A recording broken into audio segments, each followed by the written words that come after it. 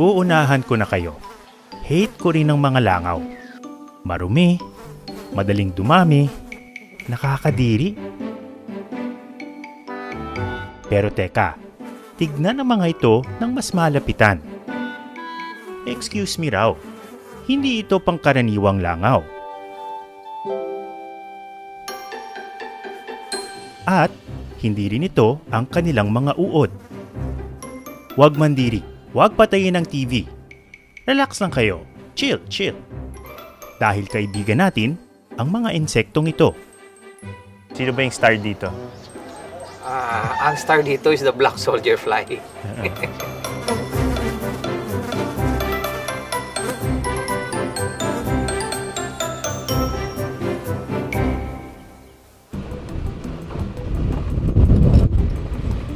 Matagal na nating problema ang basura.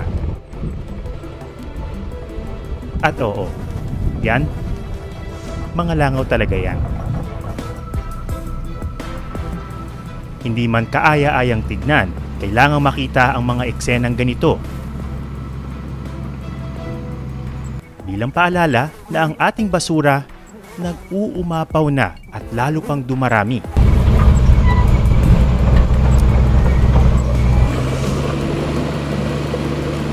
Noong 2021, tinatayang 21 million metric tons ng basura ang naipon sa Pilipinas. Katumbas ito ng halos 3 milyong elepante. Higit kalahati nito basurang nabubulok o biodegradable waste. Kapag hindi maayos na itinapon, masama sa kalikasan at masama pa sa kalusugan. Paano na to? Enter the black soldier fly.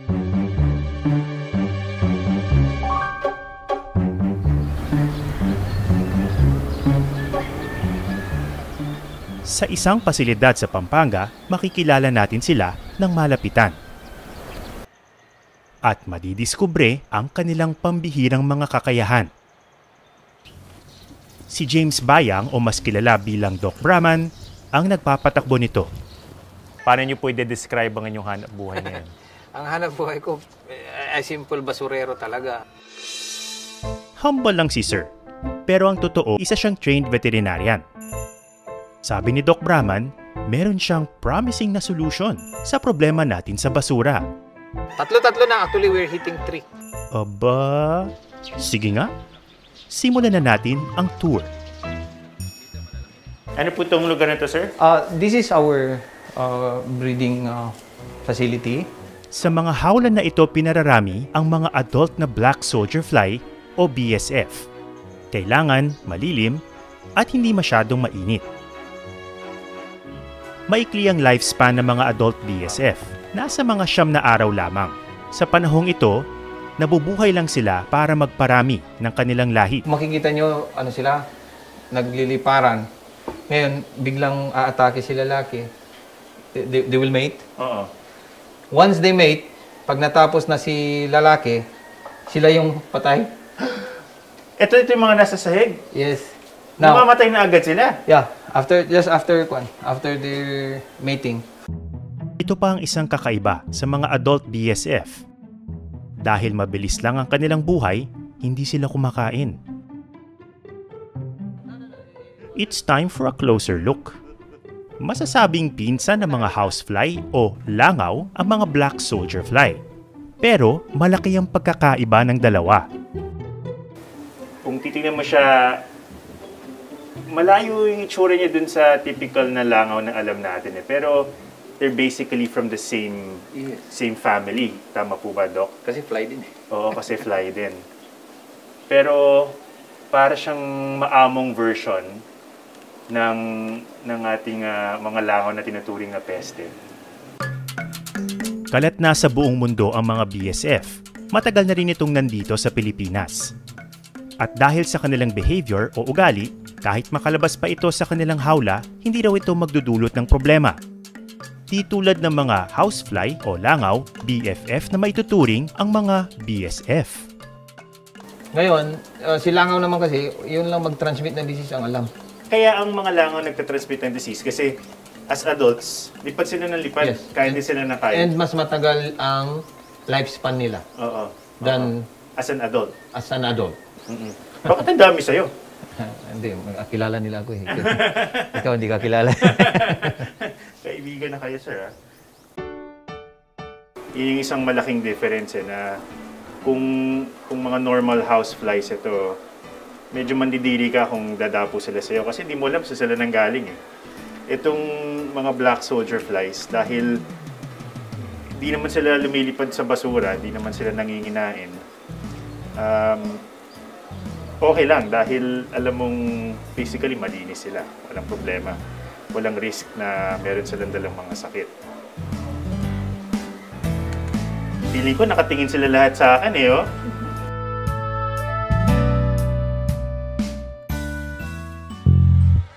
Pero balik tayo sa sex life ng mga BSF.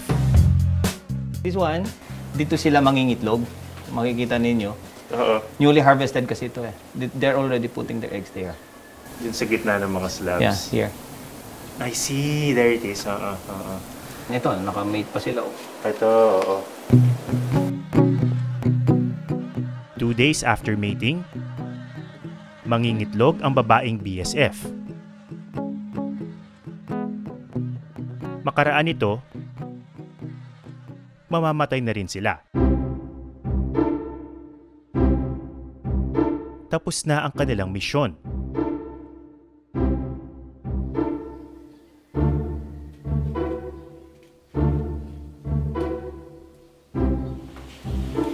Bago mapisa ang mga itlog, inaani ito ni na Doc Brahman. Ito yung galing na doon. Kung makikita nyo, ganyan sila. Then, this one, yan. Those are the eggs. Baligtaran. Sige, unahin mo yan. Kung makikita mo, here, is parang nakatago. Diba? Ayan o, puno.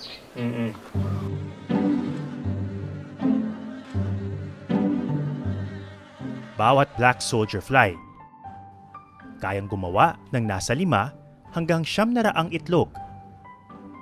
Napakaliit na mga ito. Pero tignan nyo, medyo gumagalaw na yung iba.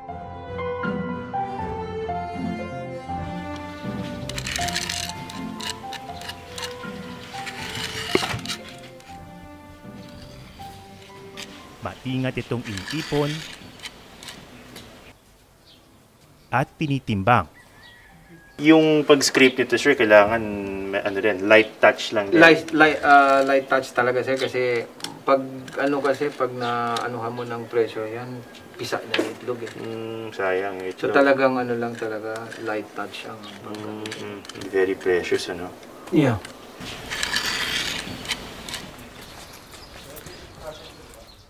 Sunod, dadalhin na ang mga itlog sa nursery, kung saan sila mapipisa at palalakihin.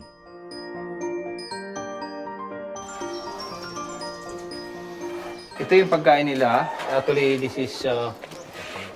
Anong klaseng ano po ito? these are yung sapal ng ng tokwa. Then, nilalagay namin ito para hindi, pag nilagay mo yung itlog, hindi pupunta sa basa. Okay, oo. So, ito, pinipwesto lang namin na ganyan. Oo. Then, we put the eggs. Oo.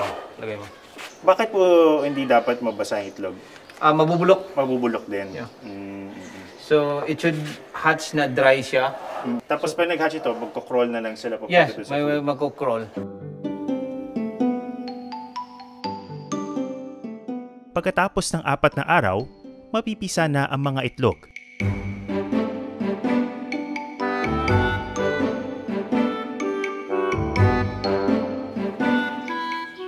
Ngayon, meron ka ng maliliit na uod. Cute! Ito na ang tinatawag nilang larval stage. Ang pinakaastig na yugto ng kanilang life cycle.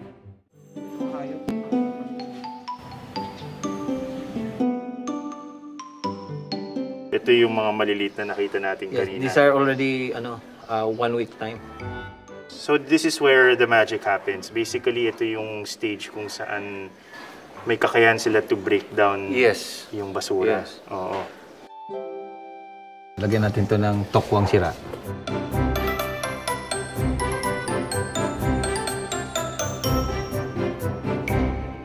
Ang mga larva o uod ng BSF Lahat ng expired dyan.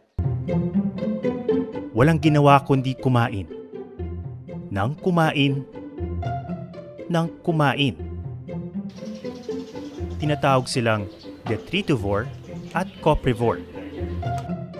Ibig sabihin, kumakain sila ng patay o nabubulok na mga hayop at halaman, pati na rin ng dumi ng ibang hayop.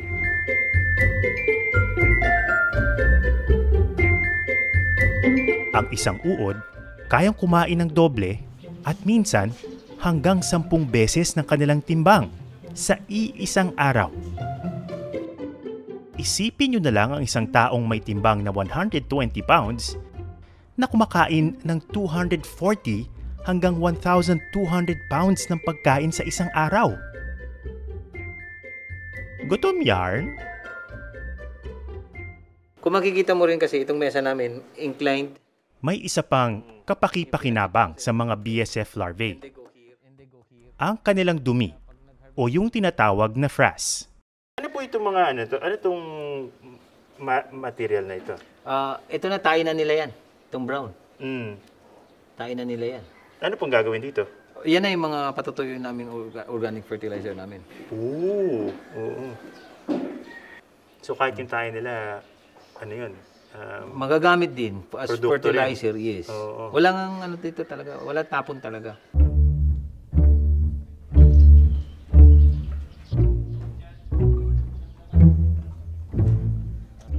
Makalipas ang 2 linggo, Dito naman, ito yung ano natin, ito yung harvest natin ng mano-mano.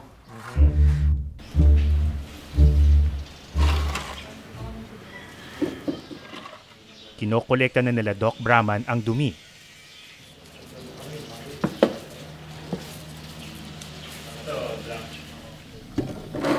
Pati ang malalaki ng uod ng BSF. Kailan niyo po nalalaman na ready na for harvesting yung One is, mga larva? meron kaming date kasi. Another one is, makikita mo yung kulay nila. Ito, nagbablock na to, nagpipreview pa na to. Actually, hindi na to kakain kasi. It's useless for them to be there. Pag sinabing preview pa, refresh our memory, sir, para sa mga nalimutan na yung kanilang biology. Yung preview pa kasi, hindi na sila kakain. Mm.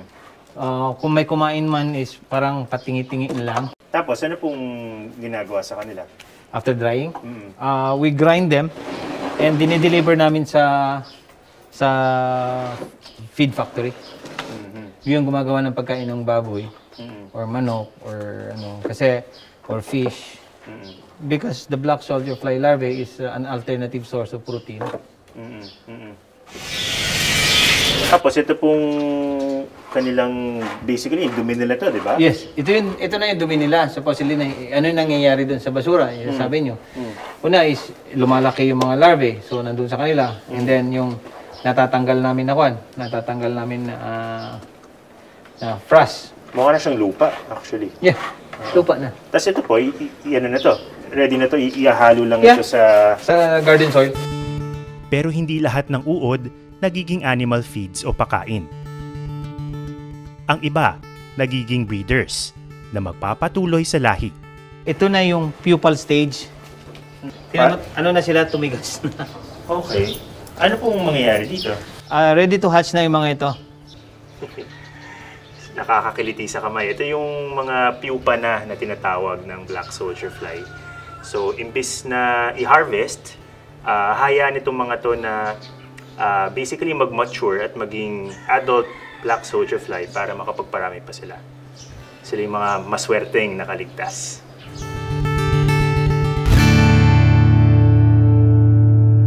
This is already the pupal stage.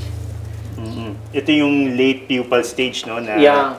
hindi na talaga sila gumagalaw. Hindi na. Ang next na galaw ng mga ito is yung papisa na. Mm-mm. Okay, dito, ito na ngayon yung nilalagay na namin sa dark room.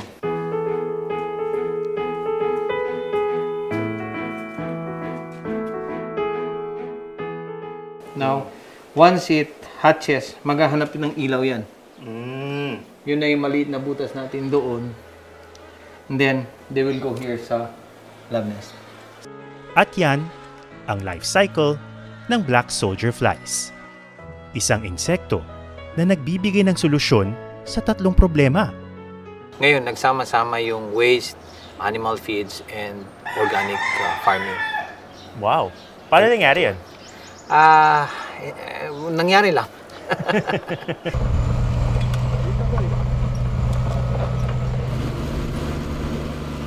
Maraming problemang dulot ang hindi maayos na pagtatapon at paghihiwalay ng mga nabubulok na basura. Ang katas nito, nilalaso ng ating inuming tubig. Nagkakaroon ng breeding ground ang mga langaw at iba pang peste na nagdudulot ng sakit. Kumakalat din ang masangsang na amoy sa hangin na masama rin sa kalusugan. Bukod pa rito, ang nabubulok na basura nagpapakawala ng methane, isa sa pinakamalalang uri ng greenhouse gas na nagdudulot ng climate change.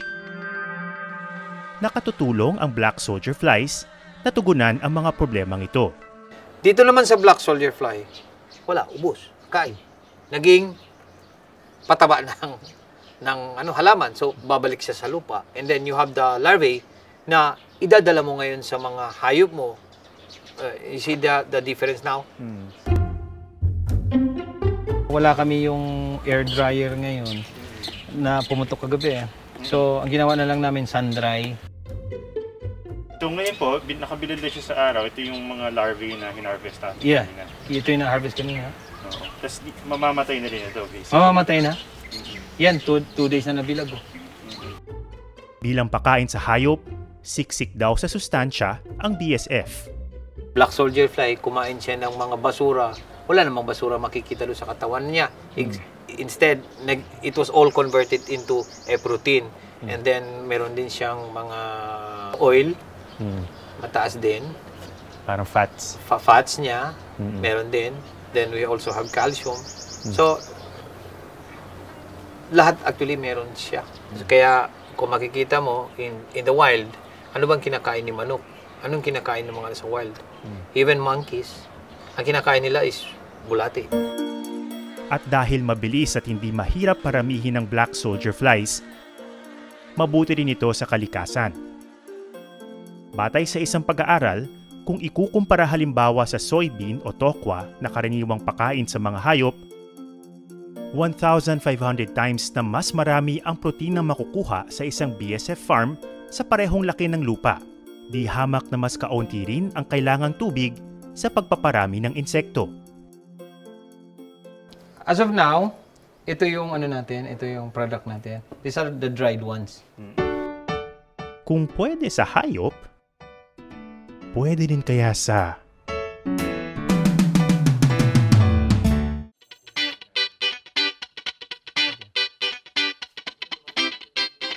But ito yung sinasabi natin na Yay! bagong luto lang ito. Di ba, ma? Ano to? Same with this one. Prinito? Yeah. Ano lasa? Hipon na maliliit. Maganda siyang ulam, lagay mo ng kamatis sa umaga. Tsaka red eggs. You taste it. Okay lang. Tikman natin. Okay. Yeah, there's no harm. Jason, do the honors. Okay lang.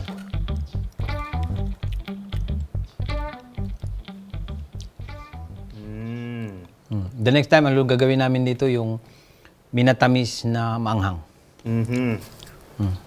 Ang galing ng description niyo, sir. Para nga siyang maliliit na hipon. Sobrang sarap. Pumangalawa pa ako. Second serving. Uy, hindi ko pa naman inirerekomenda na kumain kayo ng uod ng black soldier fly. Kailangan pa ng masusing pag-aaral tungkol dito. Palagi ako may lamang ganyan sa sasakyan ko pag nagmamani na inaantok. Para siyang mani. Oh, diba? Pero sa tumitinding krisis sa kalikasan, sino makapagsasabi? Baka maging bahagi na rin siya ng diet natin. Hindi lang naman si Doc Brahman ang nagpaparami ng black soldier fly sa bansa.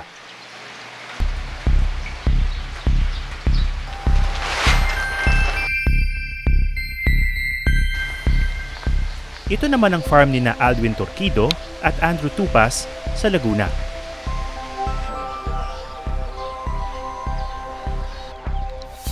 Ginagamit nila ang kanilang black soldier flies bilang pagkain ng mga alagang hayop.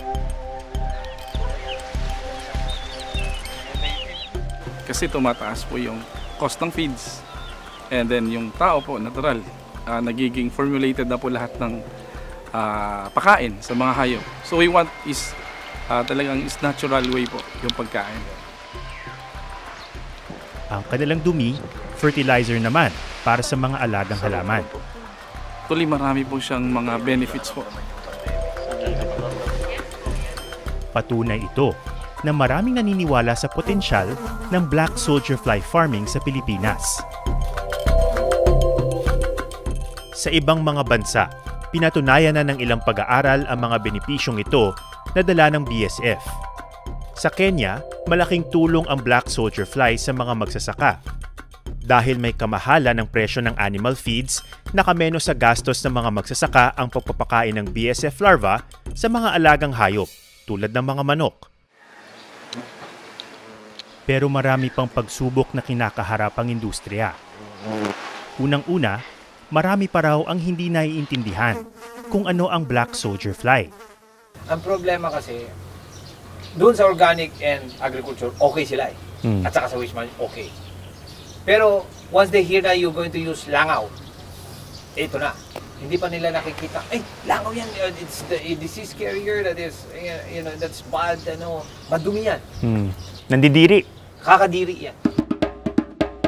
Ang kabalintunaan, sa dinami-rami ng bio-waste sa bansa, nagkukulang pa raw ng pakain si Doc Brahman sa kanyang mga alaga. Bakit mahirap kumuha ng basura? Hindi ba tinatapon lang naman ng mga tao yan? Mahirap mag-ipon.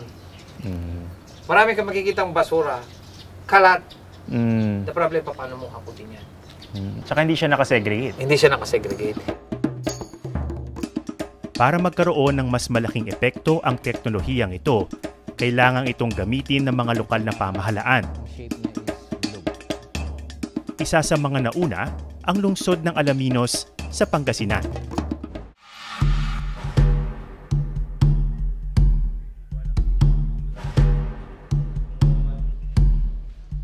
Yun nandito po sa ngayon, pag nagtitingnan po natin, ito po yung mga gulay. Yung mga nakasako na ito. Mga gulay na yung hindi na nabebenta doon sa palengke. Kaya ito po yung ipapakain naman natin dyan sa Black Soldier's Fly para po ma-reduce natin yung biodegradable materials.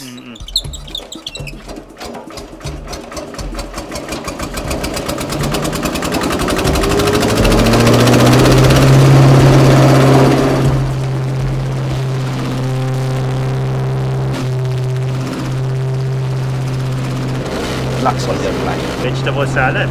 Vegetable salad. Yan po.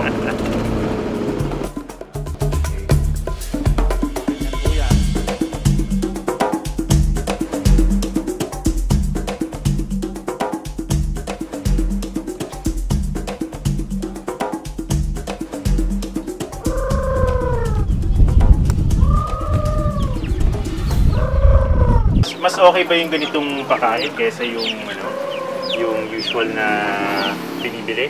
Ay, sir, siyempre, pag bumili ka dyan sa market, pera pa yon, gagamit ka pa ng pera. Ito, libre na yan eh. Libre na, nanggaling sa basura yung pinakain mo sa bulate. Yan naman papakain mo sa manok, libre ka na. Ito naman po yung sabihin natin yung ipot na ng Black Soldier Fly. Pag titingnan natin, hindi ako nandidiri na hawakan yan kasi walang amoy yan. Ito po, ilalagay po natin dito. Yun po yung ating tutunawin. Tutunawin po natin ito. Pakita natin yan.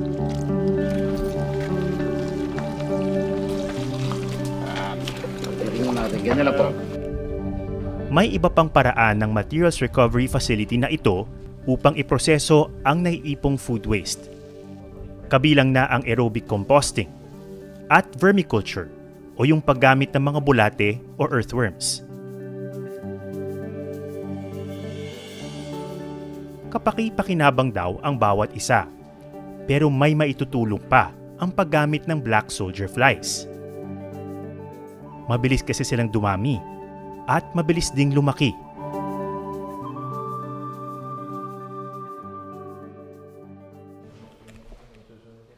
Yun nga lang, hanggang ngayon, hindi pa rin malawakan ng paggamit sa BSF.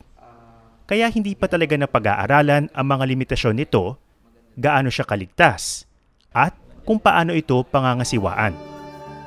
Sabi ng isang entomologist o eksperto sa mga insekto na nag-aaral sa potensyal ng BSF, hindi pa tukoy ang kaligtasan at nutrient profile ng BSF sa bansa. Kaya dapat pa itong kontrolin at pag-aralan.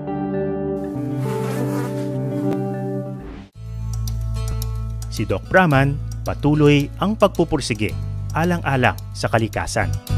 So, nung sinabi nilang for environment, sabi kagad, bakit di ko kaya subukan ito ng bahala na? So, inano ko lang, fight. Ako yung lumalapit, sir, subukan natin, kahit na walang bayad, kahit na ganito. Just talagang lang talaga na gusto kong mangyari. Sige, they gave me a break. Ito na yung nangyari. We have a facility like this. So, ang puhunan mo lang talaga dito, sipag. Sipag lang. Ang pangarap daw ni Doc Brahman, isang araw magkaroon ng Black Soldier Fly Facility sa bawat bayan. Hindi naman siguro imposible ito. Tulad ng Black Soldier Fly, baka kailangan lang nating makita na madalas ang solusyon sa malalaking problema sa maliliit lamang nagsisimula. Magandang gabi. Ako si Ato Maraulio at ito ang Eyewitness.